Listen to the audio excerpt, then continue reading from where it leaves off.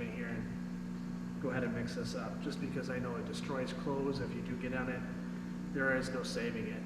If you get it in your shirt, your jeans, you know, whatever, your pants, it's pretty much done. Okay? So,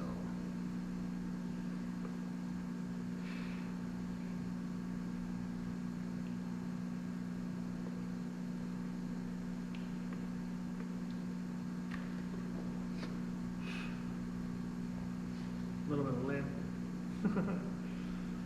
So, let me bring you over so you can kind of see. I'll take off the glove just in case. You can see.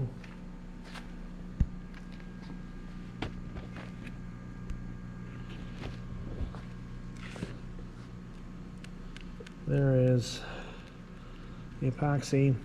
Nothing special going on here. Just mixing it up. Like I said, I don't feel that it's necessary to have an agitator, and sometimes if you use an agitator to mix this, sometimes it may cause a chemical reaction with some manufactured epoxy, that it actually becomes, instead of it taking, let's say, 6 to 8 hours to cure, it will dry significantly faster, which will make it brittle. And also, it doesn't quite cure properly. It gets really, really hot, really, really fast. And it just speeds up the whole process. And unfortunately, my experience has been that when that has happened, the epoxy failed.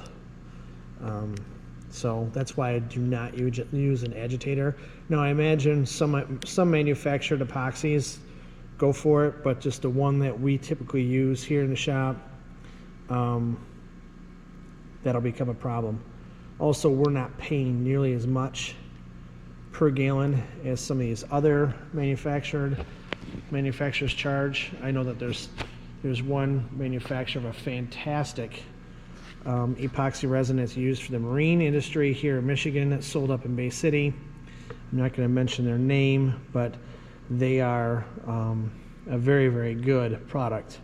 Just that the product also comes with the price tag. I was always taught you get what you pay for, but in this circumstance, we don't need to spend that much. We're not building a boat.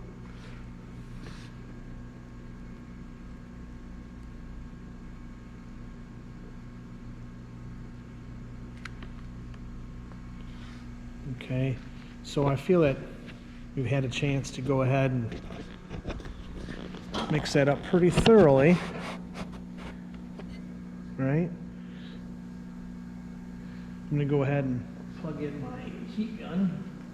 I'm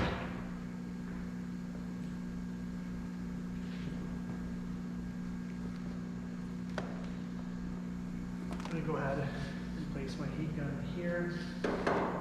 I'm not turning it on yet, but it is plugged in.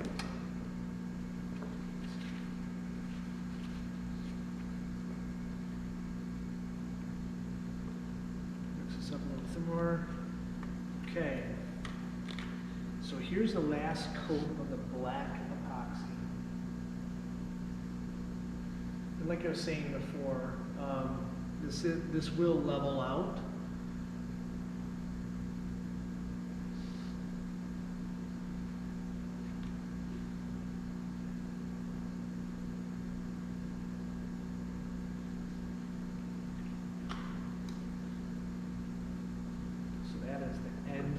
This epoxy.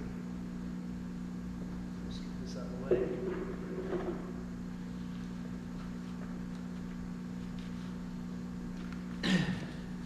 One thing I did not show you is I did use a level, and I placed it in the different corners, and I made sure this was sitting level, so that way the epoxy resin will sit flat, or it won't be pitched to one side or the other. So this is done properly. So I'm going to go ahead and grab my heat gun and turn this on. Now clearly this isn't hot yet, so it's probably not going to take out a whole bunch necessarily going to take out the bubbles just yet. It works far more effective getting taking out bubbles once it's been pretty hot.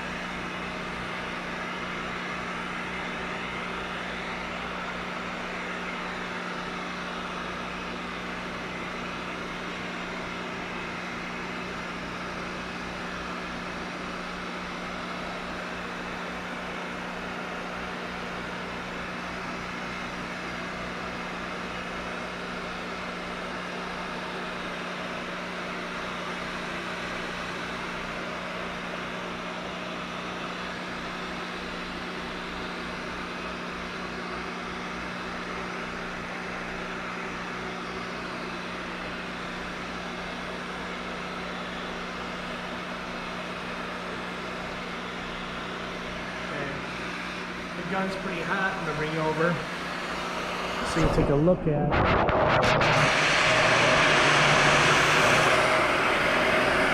Essentially what I'm gonna do is I work from one side to another.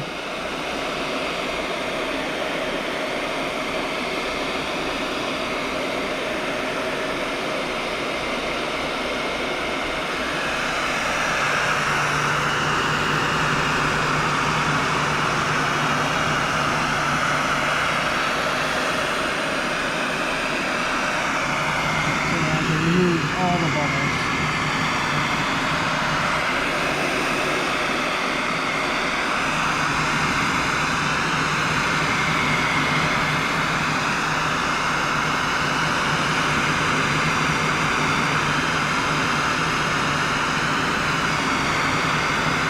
Popping a lot of these.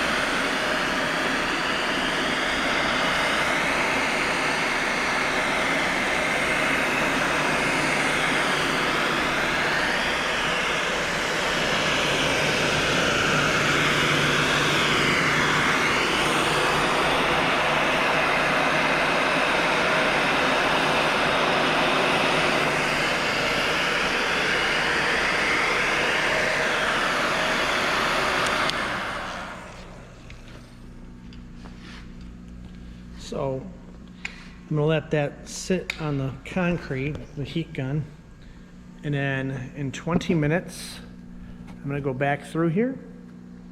In 20 minutes I'll go back over it again with the heat gun to make sure any bubbles that might be coming up, I'll get rid of those, and then another 6 hours later start the next process. On the next step, which is the last layering, that's going to be a little bit different. Don't want to let you in on it. I want you to be a little bit surprised in how that looks. So I'm pretty excited. It's giving, as you can see, is